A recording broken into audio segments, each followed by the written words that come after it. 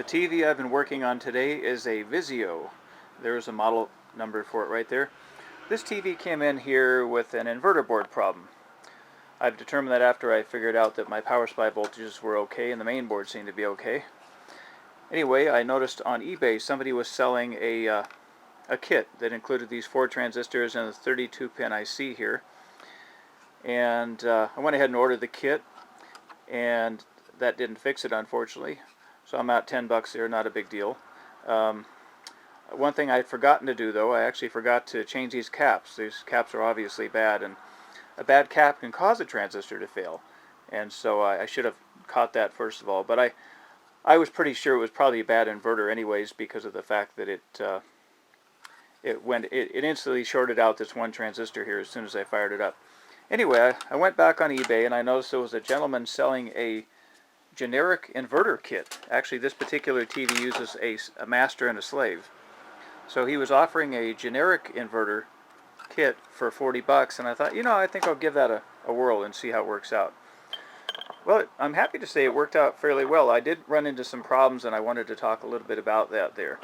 The first thing I noticed was that the inverter mounting holes were completely different. This inverter board goes down here, and the generic inverter board that I bought had a completely different mounting structure. But what was nice is the company gives you these little magnetic washers, I guess you call them. And basically it's got a magnet on the bottom, and the screw can go right in this hole here. So you can pretty much move the inverter board wherever you want, and the magnet just plops down on the chassis there. And they gave me 4 of those, so that was enough to mount it in a way that I thought was fairly safe. The other problem I ran into, however, though, is that I couldn't get the shielding back on after I put the inverter board on. The shieldings that covered the inverter board. Doesn't seem to hurt anything. Another thing I ran into was that the plugs that came with the generic inverter board for this TV only had a single wire on it. The one that goes into the TV chassis to the CCFLs, and the one that goes to the inverter board also had a single wire. Whereas my original had 2 wires. And that concerned me a little bit, because what happened is I heard a little bit of an arcing noise inside of one of the connectors. And I'm guessing that maybe it wasn't a real great connector, and perhaps it wasn't quite adequate to have just one wire passing the current. It was safer to have 2 connections. And on the original, both these wires are tied together. So if you have to, I guess, if you had this one, you could always solder a wire in there, right?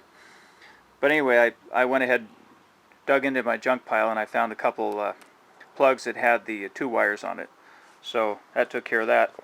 The other thing I was going to say was that the grounds on these particular inverter boards, they have to have a good ground. You can't have this off the chassis and expect to fire it up. It won't fire up.